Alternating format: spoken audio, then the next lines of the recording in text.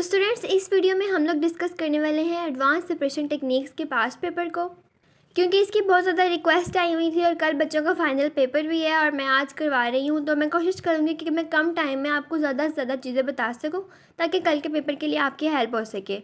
So question number 2 हमारे पास आता है, उसका पार्ट 1, जिसको हम लोग इस वीडियो में सॉल्व करने वाले हैं। क्वेश्चन में है, how does method is developed in HPLC to analyse unknown samples. HPLC के अंदर मेथड डेवलपमेंट किस तरह से होती है अगर हमने अननोन सैम्पल्स को एनालाइज करना हो। अब मेथड डेवलपमेंट का जो पार्ट है, ये जो मैंने आपको हैंड रिटन नोट्स प्रोवाइड किए थे वहाँ पे भी दिया गया हुआ है, आपने उसको भी पढ़ा होगा। जिन लोगों के पास वो वाले नोट्स अवेलेबल नहीं है मुझे कमेंट कीजिए, मैंने अपने इंस्टाग्राम पेज, फेसबुक पेज पे अपलोड किए हुए हैं। उसके अलावा टिकटॉक अकाउंट भी आजकल चल रहा है, तो आप वहाँ से भी नोट्स ईजीली ले सकते हैं।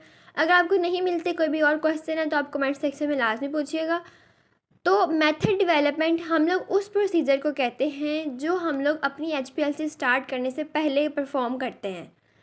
सबसे पहले जब आपने कोई भी प्रैक्टिकल करना होता है, उसकी पहले कन्फ्यूजन यही होती है कि हमने इस प्रैक्टिकल का स्टार्टअप किस तरह से करना है। तो जो उसका स्टार्टअप है, इसको हम मेथड डेवलपमेंट कहते हैं। अगर मेथड डेवलपमेंट का क्वेश्चन आपके पेपर में आता भी है तो आप उसमें क्या लिख सकते हैं, पहले हम लोग इस चीज़ को डिस्कस करेंगे और बाद में हम लोग इस क्वेश्चन पे आते हैं। स्टूडेंट्स, आपको पता है कि हम लोग HPLC को किस लिए यूज़ करते हैं? अपने मिक्सर के कंपोनेंट्स की सेपरेशन के लिए, हाई परफॉर्मेंस लिक्विड क्रोमेटोग्राफी को। जो हमारा मिक्सर का कंपोनेंट है, उस कंपोनेंट के लिए हम लोग ने एक ऐसा प्रोसीजर चूज़ करना होगा, उसके लिए ऐसी इन्वायरमेंट हमने चूज़ करनी होती है जो उसके ऊपर सूटेबल हो। तो मेथड डेवलपमेंट हम लोग कहेंगे उस प्रोसीजर को, उस प्रोसेस को, जिसमें हम लोग ऐसे पैरामीटर्स को चूज़ करते हैं जो हमारे डिज़ायर्ड कंपाउंड की सेपरेशन हमें करवा के दे दें। अब उसमें डिफरेंट चीज़ें आती हैं। फॉर एग्ज़ाम्पल, जो सिलेक्शन ऑफ कॉलम्स हैं, HPLC के अंदर कॉलम्स की कितनी इंपॉर्टेंस है आपको पता है। उसके अलावा हमने मोबाइल फेस कौन सा चूज़ करना है, हमने कौन सा डिटेक्शन मेथड यूज़ करना है, हमने टेम्परेचर कितना चूज़ करना है, हमने सोलबिलिटी कितनी चूज़ करनी है, हमने अपने जो सैम्पल है उसका पार्टिकल साइज़ कौन सा रखना है। कि तमाम के तमाम जो फैक्टर्स हैं ये आपके मेथड डेवलपमेंट के अंदर आ जाते हैं। मेरे पास इतना टाइम नहीं था, मैंने बहुत जल्दी में वीडियो बनाई है, इसलिए मैं स्लाइड्स पूरी नहीं बना सकी। आप इसके डिफ़ाइन में ये लिख सकते हैं कि वो प्रोसेस जिसमें हम लोग सिलेक्ट करते हैं suitable columns, suitable mobile face, suitable detection methods. उसके अलावा आप इसमें पार्टिकल साइज़, अपने कॉलम का साइज़, टेम्परेचर, प्रेशर, ये सब चीज़ें, जो फ्लो रेट्स हम एडजस्ट करते हैं, अपना टेम्परेचर की कंडीशंस जो चूज़ करते हैं जिस प्रोसेस के अंदर, उसको हम लोग HPLC की मेथड डेवलपमेंट कहते हैं। और ये फर्स्ट स्टेप होता है सेपरेशन टेक्निक का। और हम लोग को एक ऐसा मेथड डेवलपमेंट करना होता है जिसके बाद हमारा जो रिज़ल्ट आए वो रिलायबल हो, रिड्यूसेबल हो, एक्यूरेट हो, प्रिसाइज हो, उसमें वो तमाम की तमाम प्रॉपर्टीज़ प्रेजेंट हो जो आप लोग पहले पढ़ चुके हैं। सो यहाँ पे एक छोटी सी स्लाइड मैंने इंक्लूड की है जो आपके लिए बहुत हेल्पफुल रहेगी। आपके एग्ज़ाम में अगर ऐसा क्वेश्चन आता है तो आप उसमें ये वाला भी लॉन्ग में भी ऐड कर सकते हैं कि HPLC मेथड डेवलपमेंट के लिए हम लोग कौन से स्टेप्स जो हैं चूज़ करते हैं मेथड को डेवलप करने के लिए। फर्स्ट स्टेप हमारे पास आता है डिफाइनिंग द ऑब्जेक्टिव। सबसे पहले आपको पता हो कि आपने जो HPLC करनी है वो आपने किस लिए करनी है, आपका मकसद क्या है। आपको पता हो कि आपकी आपको कितनी रेजोल्यूशन चाहिए, आपकी सेंसिटिविटी क्या है, आपकी जो प्रोसेस है, जो आपका सैम्पल मिक्सचर है उसकी प्रॉपर्टीज़ आपको पता हो और उसमें से आपने किस चीज़ को सेपरेट करना आपको ये भी पता हो। तो अपने ऑब्जेक्टिव्स क्लियर होना सबसे फर्स्ट पॉइंट है।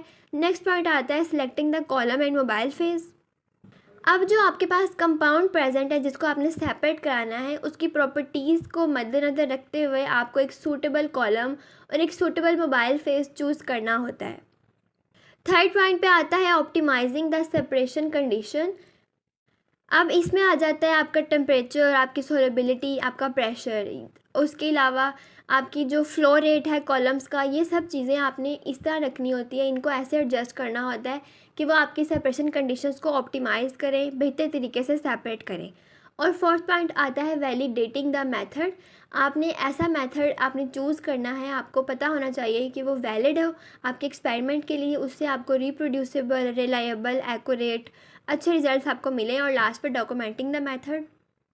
आपको मेथड की डिटेल डिस्क्रिप्शन पता होनी चाहिए ताकि आप उनको एक डॉक्यूमेंट की फॉर्म में लिख सके। उसमें आपको अपने ऑब्जेक्टिव्स, अपने कॉलम, मोबाइल फेज और दूसरा उसकी सिलेक्शन, ऑप्टिमाइजेशन के स्टेप्स और सब रिजल्ट्स पता हो जो आपने बाद में लिखने हैं।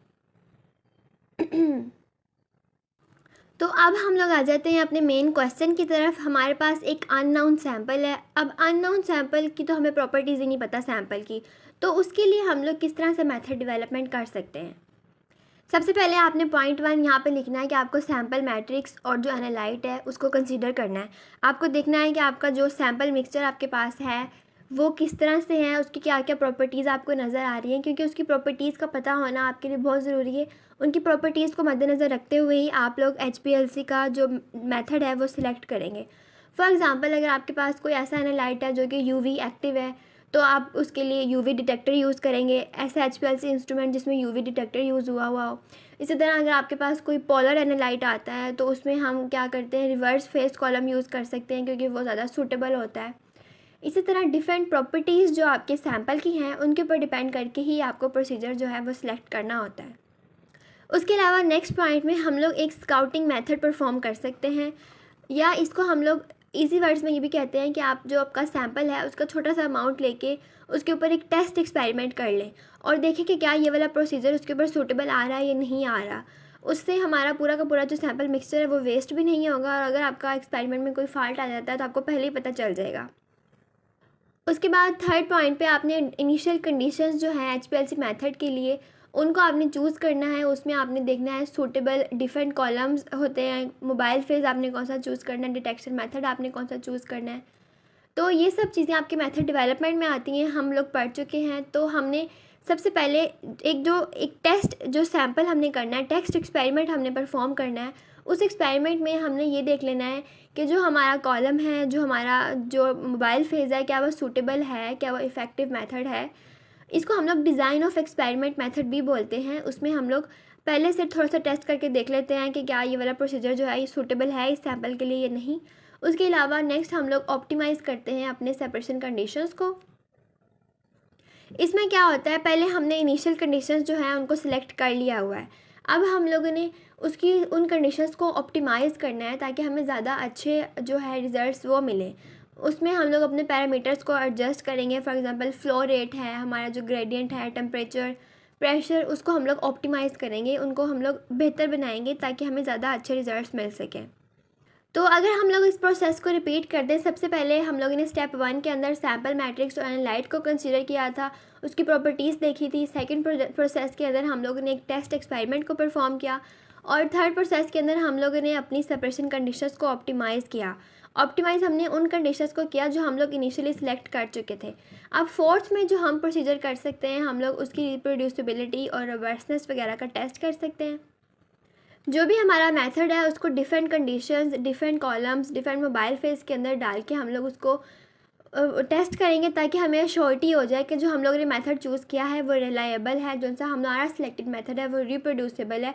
और लास्ट पे हम लोग वैलिडेट करेंगे मेथड को, क्योंकि अब हमारे पास ऑप्टिमाइज एक रोबस्ट और रिप्रोड्यूसिबल मेथड जो है वो सिलेक्ट हो गया है।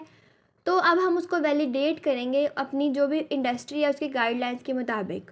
तो स्टूडेंट्स, ये वाले तमाम प्रोसेसेस जो हैं इनको फॉलो करते हुए आप एक रिप्रोड्यूसिबल, एक रोबस्ट और एक रिलायबल HPLC मेथड जो है वो कर सकते हैं फॉर अननोन सैम्पल्स।